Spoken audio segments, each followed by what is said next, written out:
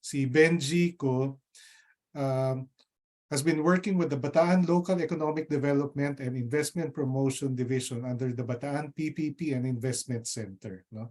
During that period, nanalo sila. They won. They got recognized by Galingpok, and that's how I ended up reaching out to him. Before that, he was also private. He worked in the private sector, and he had a stint with Risa Lat Consultants International, LLC, where he did projects in infrastructure and finance.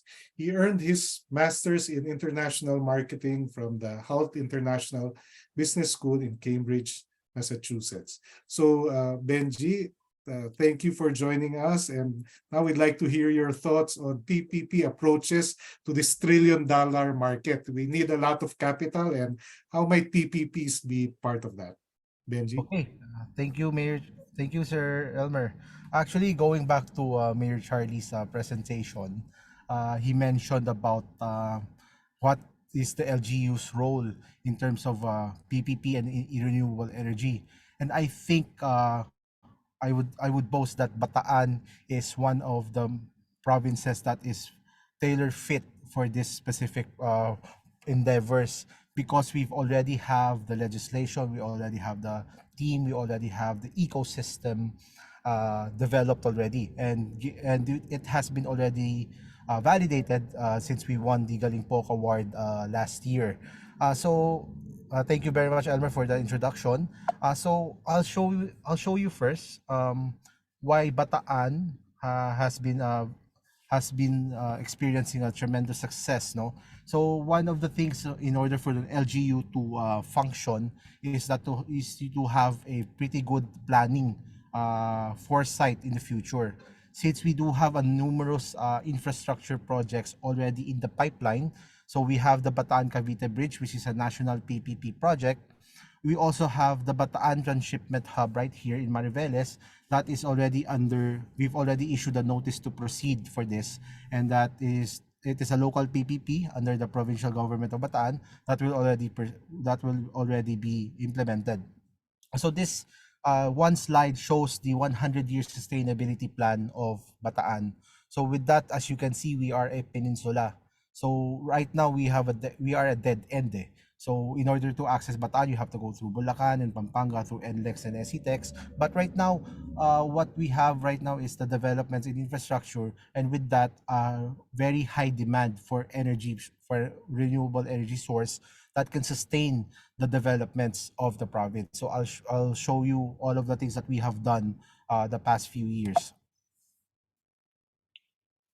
So our journey through PPP started with SM and Vista Mall, developments of this Vista Mall. So our Balanga City, our capital, started with a PPP with the commercial and hotel development in 2010. So which led to a very fast development with the entry of Vista Mall, and then most recently SM. And of course, our Bataan Baseco joint venture is a 300-hectare property in Mariveles that has spawned numerous locators, namely San Miguel and Union Cement. And our local PPP also facilitated a terminal transport facility right beside SM Bataan. So in terms of LGU's role, what I would suggest to other LGUs is that it has to have legislative support. So what differs us from the national BOT or the PPP center is that we have our own local PPP code, and I think some of other provinces have already adopted their own as well. So it's a joint venture code also, that you can consider it as a joint venture code, because LGUs like the province are only authorized to enter into joint ventures, while the BOT, if it's a BOT, it has to go through NEDA and the PPP, through the PPP center. So like I said, we have our own legislation, we have our own team, our own department, a full-fledged department, and I think we are still the only department in the Philippines that is specifically catered towards PPP developments. So we have our executive order for unsolicited proposals for PPPs, and most recently with the recent revisions, we are also authorized to enter into solicited proposals, meaning the province can already develop a full-fledged feasibility study and develop the terms of reference to enter into PPPs as well. So I won't go through this one by one because this is going to take a long time. So we've somewhat streamlined the process into 3 stages in our PPP process. So initial evaluation, the detailed negotiation, and the Swiss challenge. And then after that, we issued the notice to proceed to implement the project. So Mayor Charlie also mentioned the importance of having a selection committee. During So your stay here in this Nicolandia, who do you want to sorry. thank? Uh, yeah. So we have our own selection committee already. It is composed of not just department heads and are one of our members of the Sangguniang Panalawigan, but also members from the private sector. So in terms of fast tracking PPPs, we've already cascaded PPPs to the lowest level of government here in Bataan. So wherever you are in Bataan, whether the barangay, the city, the municipality, or the province, can enter into a PPP because we already have the PPP code enacted all throughout the province.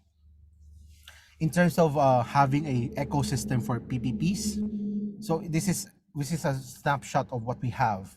So we have the legislation, like I said, the guidelines for the selection process.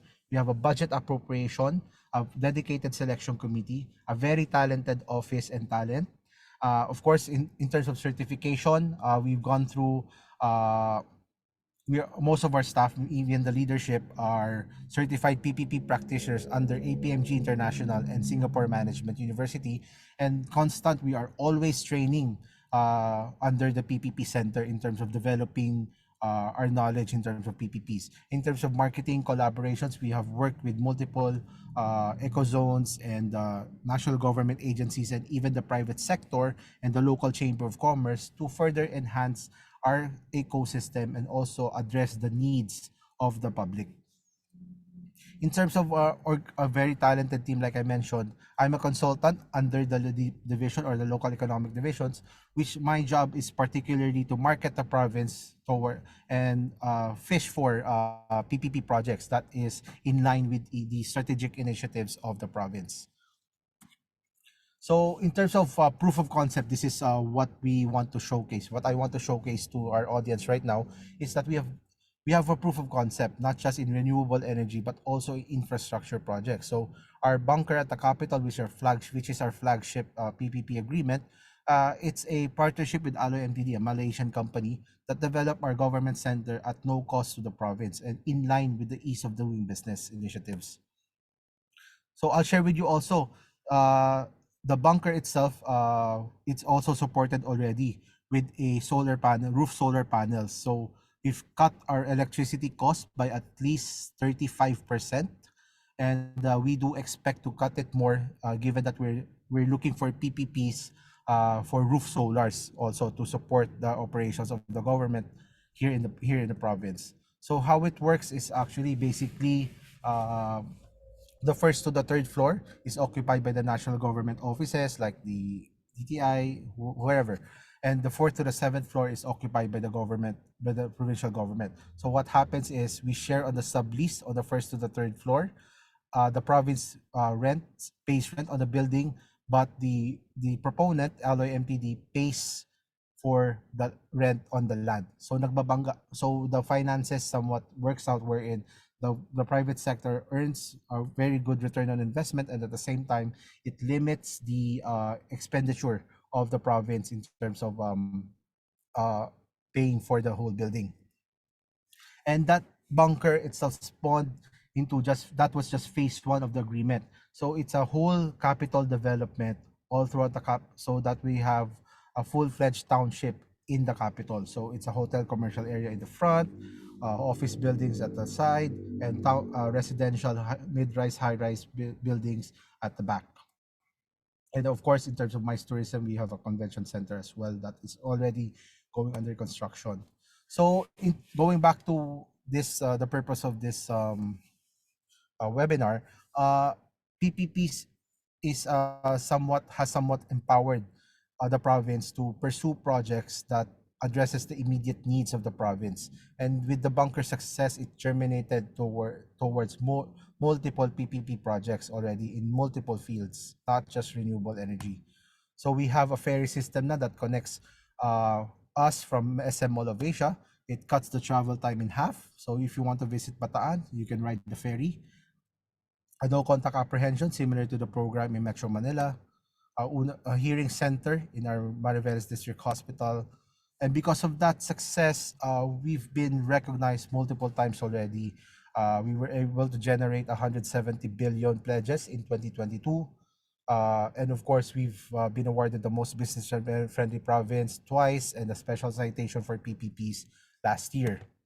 In terms of the Galing Poke Award, our PPP program got recognized as one of the most outstanding programs in the nation. And I think we are up until this date, I have to clarify this, we are still the only full-fledged department for PPPs that is readily existing in the country as of now. In terms of the impacts of PPPs in Bataan, because of this, the annual budget rose to 247%, and in the capital itself, registered business has risen also, and even taxes collected collectively has risen tremendously. In terms of PPPs in Bataan, these numbers were the result of the identification of projects, preparation, and presentation of comprehensive feasibility studies highlighting attractive investment opportunities. So it's not just marketing the province itself, is to be prepared or have careful planning. It has to be a full-fledged coordination between all departments within the province in order to identify specific projects. Because to be fair, or to be honest, there are projects that I've seen in other LGUs that wasn't really necessary. To Mayor Charlie's point, sometimes papogi lang yon. But in our case, we were very careful with the specific projects and what we have identified, and also we do a lot of screening, due diligence on the potential partners that we get for PPPs. In terms of 2023, this is a proof of concept already of what we've done. So 8 of letter of intent, which means that they've already signified their interest in investing in renewable energy. We already have 8, and out of those 8, we've already processed 6 of them. So there is a significant rise in interested businesses entering into renewable energy and partnering with the government already. So in terms of PPP, it's a efficiency in program service delivery and transferability. We actually encourage this to be copied by other LGUs. The reason why we actually encourage quote unquote cheating, no, we want to encourage other LGUs to pursue a PPP program.